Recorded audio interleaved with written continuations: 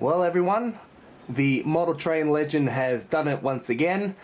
I've got you another unboxing review video for you today, and this one should be rather quite special and interesting because, well, first, I mean, look at the size of this box.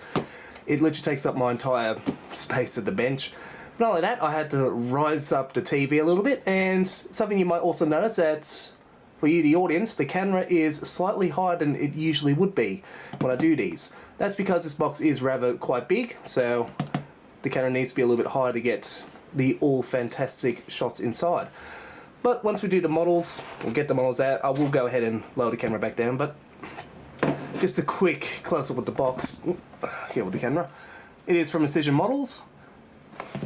Now, I know some of you might be a little bit surprised considering you read the title and saw the thumbnail. That is because I did order these locos from Precision, even though they aren't Precision made or Precision brand. But Precision does have their own little area where they do have other manufacturers' models, so that's why I did get it from Precision. And it was really good too. I ordered this on Tuesday and it's, from the time we record this, Friday. So it has only been around 2 days and it's already here. Although I did pay for express post, so that might be the reason why. Anyway, enough talk. Let's go ahead and take a look inside and see what we got.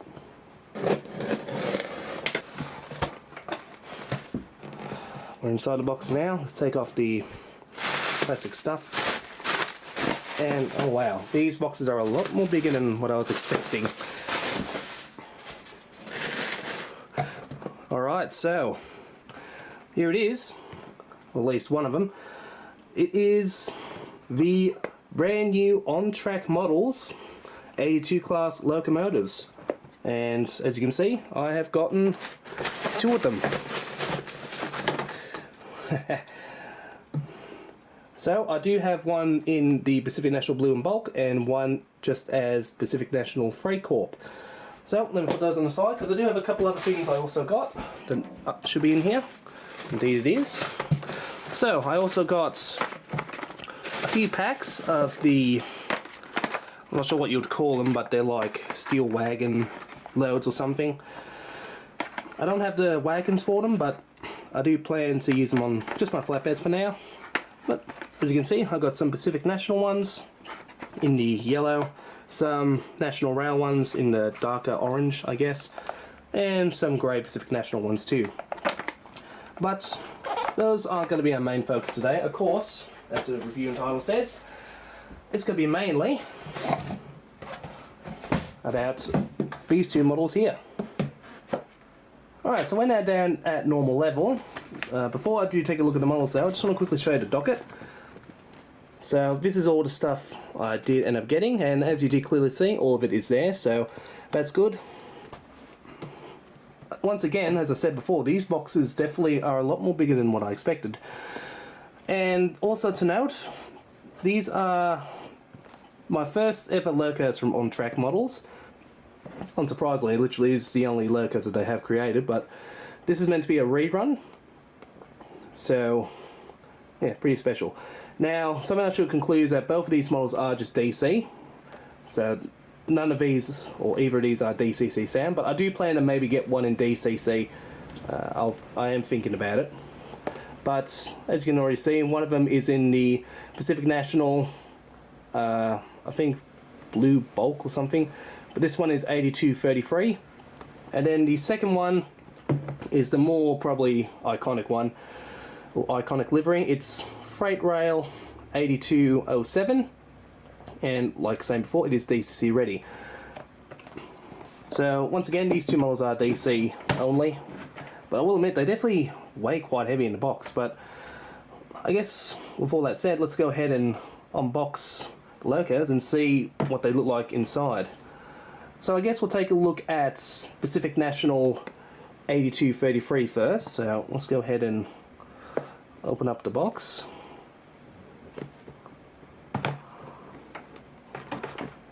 Definitely a bit tight. I guess we can take a quick look at the instructions, which looks pretty cool, doesn't it? Or it's actually more like a manual. Oh yes, it does have the warning thing, I guess, for DCC loco, same with the UGLs. And I'm assuming, yeah, this is a brief history of the 82, so if you want to pause that and read it, you can. We'll keep flipping through the pages. Yeah, I've actually got to admit, I actually don't mind this type of setup. So I guess, yeah, it'll teach you how to install DCC if needed.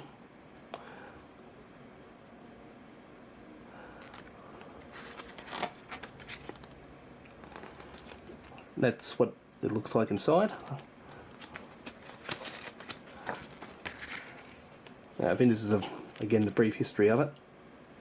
Here's a picture of one, 8255. And then I'm assuming these are, well, it's one of two things. It's either all the parts. Oh, hang on, no, sorry. I think it's the DCC. Yeah, it is. It's the DCC functions. So it looks like it goes all the way up to 31. So yeah, those are the DCC functions. And then we've got the back. Yeah, all in all, I actually quite like the design of the booklet. It's a lot more nice looking than your typical instruction. But anyway, here is the foam. Let's go ahead now and take this out. Oh boy, pretty excited. Okay, just put that there. And here she is. Oh, hang on. First, let's take the foam bits off. So, we have the Pacific National 8233, and look at that. It's also got people in there. That's pretty cool. We've got the top. Of course, my dirty finger marks are going to ruin the paintwork, but when doubt, they do have anything underneath? Yeah, we do, but I don't know if you can see it that well or not. I'm assuming it'll say on-track models or something. But yeah, all in all, it does look very nice. I love the metal edge grills. All in all, yeah, really good impression so far.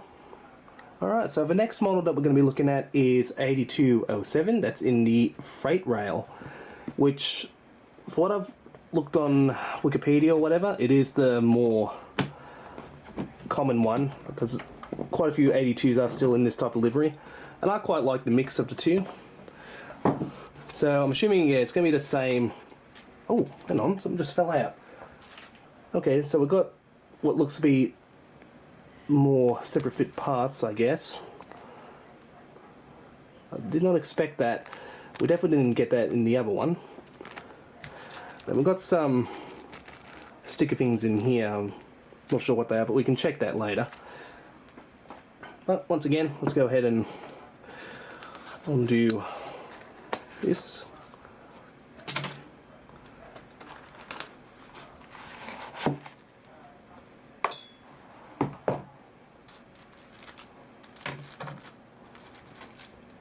Same thing, let's take the foam out. Alright, the foam is off. And here's a close look at it. There it is.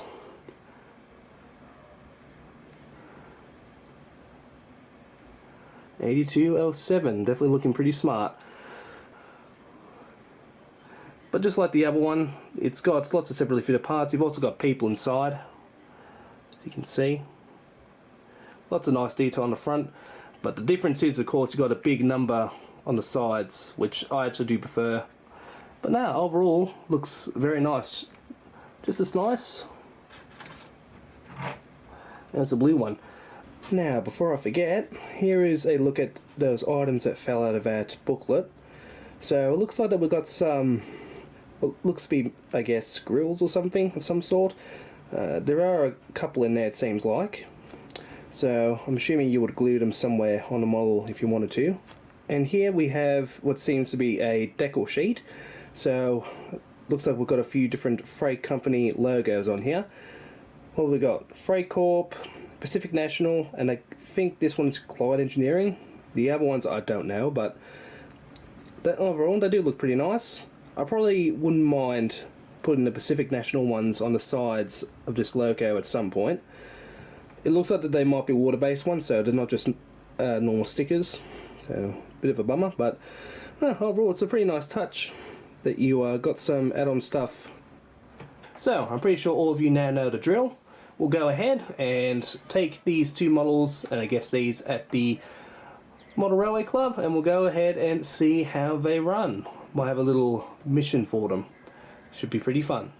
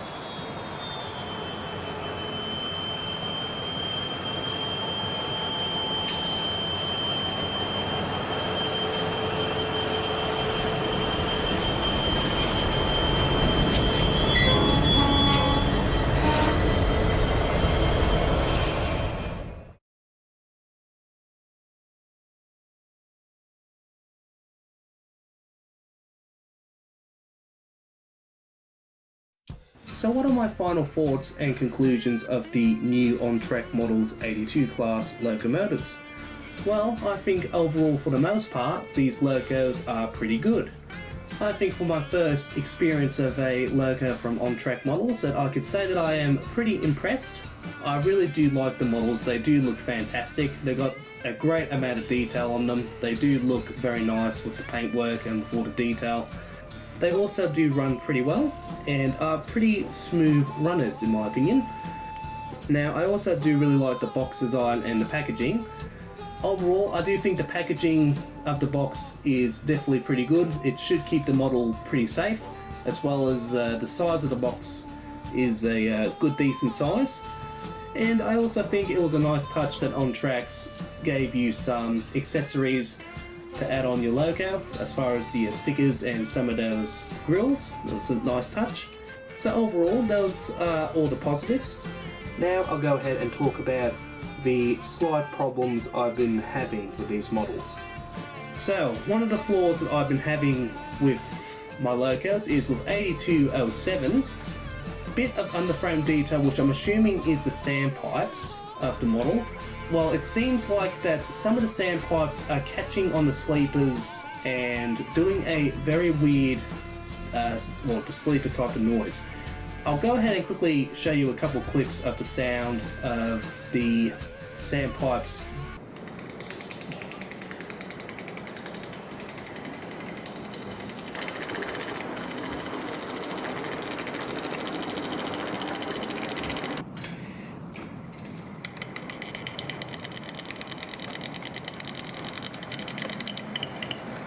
So as you do hear, one of the sandpipes seems to be grinding on one of the sleepers. I guess overall it's not really a big deal, but it is a little bit annoying how I end up getting the model with, I guess, sandpipes that were too far down. Now, the second problem that I've got is on 8233. Now, I'm just going to pull up a picture here for you. Now, you might not be able to notice it straight away, but if you look closely, as you can see, it seems like 8233's fuel tank is kind of bowing down one end. I will admit it is definitely noticeable, and it is definitely quite annoying considering that this model does cost $15 extra to a normal loco. But apart from those two issues, there's nothing else wrong with these models. So overall, I would recommend these models. If you want one, go ahead and get yourself one, because these things do seem to be selling out quite fast. I know I'll probably end up getting a third one of these logos, maybe as a DCC one. I'll have to think about it. But overall everyone, that's going to be it for today's review. So hopefully you guys enjoyed. Thanks for watching, and I hope to see you next time. Bye bye.